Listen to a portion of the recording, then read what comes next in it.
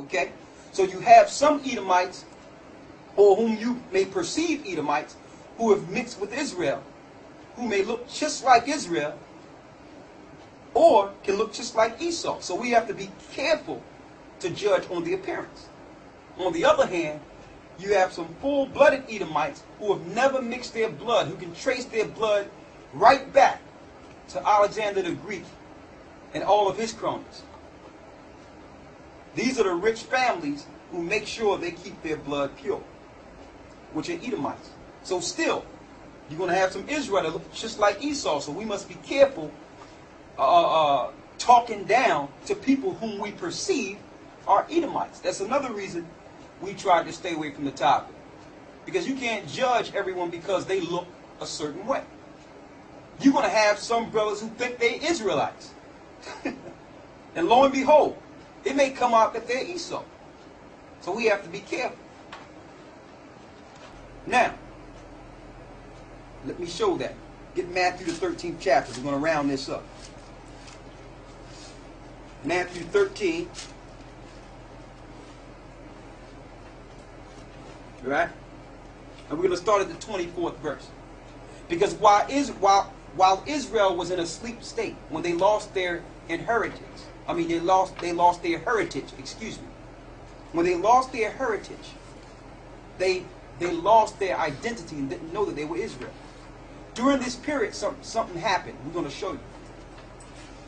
Read Matthew 13 and 24, the parable that Jesus Christ gave us, or Yeshua gave us. Read. Another parable put he forth unto them, saying, The kingdom of heaven is likened unto a man which soweth good seed in his field.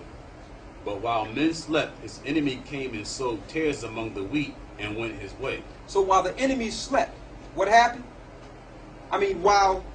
While Israel slept, because that's what this kingdom represents, the Lord tell you the kingdom suffered violence, and the violence take them by force.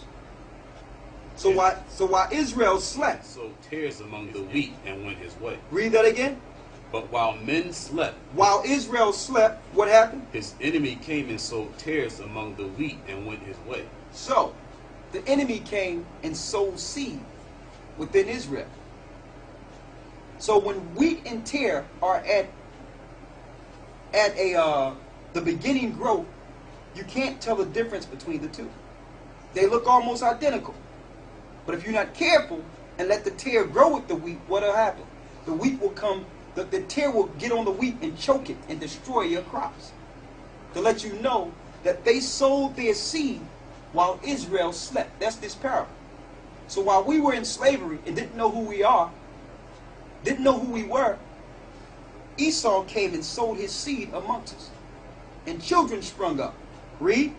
But when the blade was sprung up and brought forth fruit, then appeared the tares also. So you got the tares too. They're almost identical, but they're contrary to each other. Read. So the servants of the householder came and said unto him, Sir, didst not thou sow good seed in thy field? From whence then had it tares? Go ahead.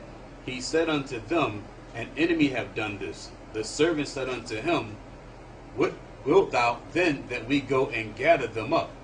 But he said, Nay, least while ye gather up the tares, ye root up also the wheat with them. So a servant or a teacher will be speaking and say, Well, Lord, should I go separate the white man from Israel or the wheat from the tare? Sir, should I go separate them and say, Listen, I can't deal with you? Read that part again. He said unto them, An enemy have done this. The servant said unto him, Wilt thou then that we go and gather them up? But he said, Nay, least while ye gather up the tares, ye root up also the wheat with them. Because if you gather up the tares, you will end up rooting up your own people. So what did Christ order us to do? Read.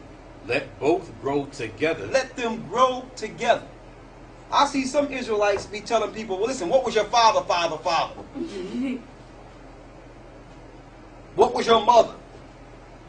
Well, here it is, you don't know who your father was. So the Lord says, let them grow together. Let them grow together. If you teach the gospel, the Spirit going to fall on who it belongs. The Spirit going to fall on them, man. You just can't be out there just browbeating people because of what you perceive or who you perceive they are. You can't do that because you're guilty of the blood of Christ. He's going to tell you that. The Lord says, let them grow together. Read. Until the harvest. When is the harvest? When Christ comes. We're not Christ. The harvest is not yet. The harvest is when he will send the angels. So I can't make that decision on the other nations and say, listen, you can't be a part of this because I don't know who your father is. We are not the judge. Read. And in the time of harvest I will say to the reapers, gather ye together first the tares and bind them in bundles to burn them. Go ahead. But gather the wheat into my barn. At that time, the Lord is going to gather the wheat into his barn. And also on another fold, this is talking about the righteous and the unrighteous. There's a lot of Israelites that are going to be burned along with the full-blooded Edomites. And there's going to be a lot of Edomites, believe it or not, that's going to make it into the kingdom to serve. Because why? They're going to humble themselves and do what the Lord said. They're going to be like Cornelius was. They're going to reverence God's people. They're going to help God's people. But you wouldn't know that. A lot of us wouldn't know that because our mind is so focused on hating everybody. When the Lord tell you in Deuteronomy that you're not supposed to abhor an Edomite. Deuteronomy 23:7. This is the same Bible that says, Jacob have I loved, Esau have I hated. What do the Lord say about how we should interact with Esau? Read Deuteronomy 23:7. Thou shalt not abhor an Edomite. Read that again. Thou shalt not abhor an Edomite. Abhor means hate. Thou shalt not hate an Edomite. We know the Most High hate Esau. But guess what? The Most High know who Esau is.